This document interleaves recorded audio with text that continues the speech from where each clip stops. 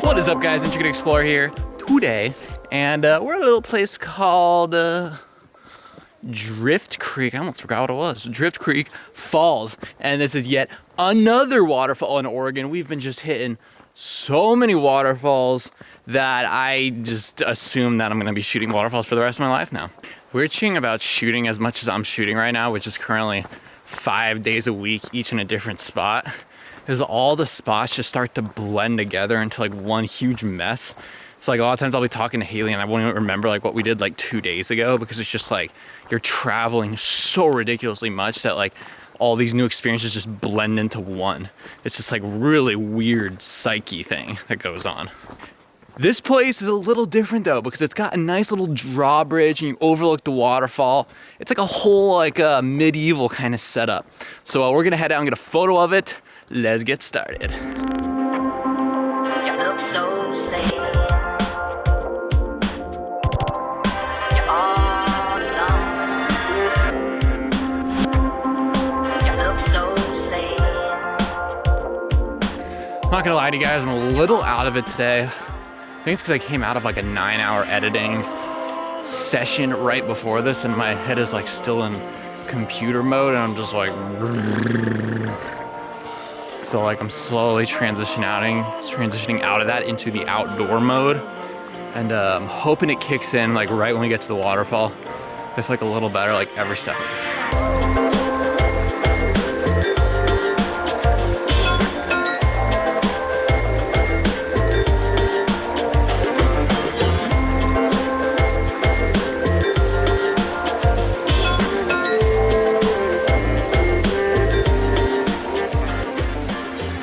Alright guys, so the first shot we're gonna get today is a nice little portrait shot on this drawbridge.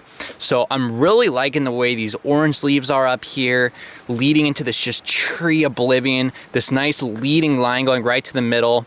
And then the trick with bridges is to always make them perfectly symmetrical.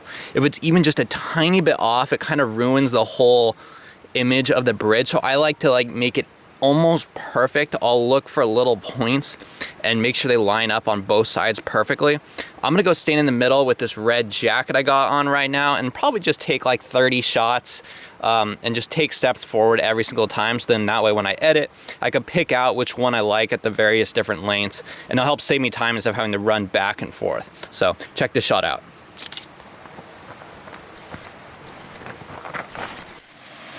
Well, there's the waterfall right there. Definitely super epic. So it looks like you can actually go down there and figure out how to get down there. So let's go down there and check it out. I'm honestly just surprised they managed to get all this building material out here in order to like build this thing. 'Cause these are like steel wires, massive wooden support beams. Like it must have taken an effort, because we're literally 1.5 miles in the woods right now.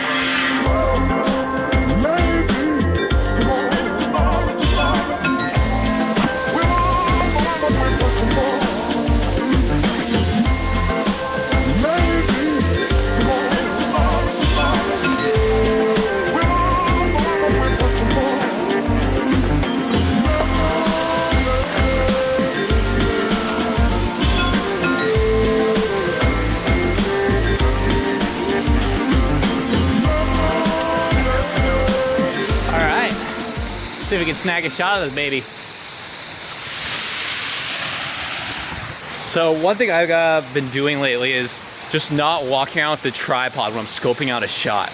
And the benefit to this is you can just move the camera up and down, figure out its stuff, and just play with a lot more compositions without moving the things in and out every single time you see something unique. So I like to scope things out, and then once I found the composition, I'll set up my tripod.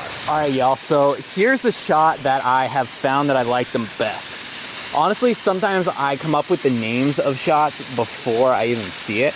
And this one just reminded me of the word plate tectonics. And I just really like the way this entire slab is just right here in the foreground, crack right through the middle. It's almost kind of 3D. Notice how it kind of pops up a little bit. And it's very minimal subject. It's like, even though it's quite big, it's really just one color, one slab, and that's it. So I'm gonna go ahead and get that in the foreground. Then up here, we got this nice little black triangle that's going to provide a nice silhouette for this water that's coming right here. Nice little loop there so I don't hit any of that sky. So I can pull out some of these cool textures with a little bit of dodging and burning in the post-production side of this. But this is the best composition I came up with. Check this shot out.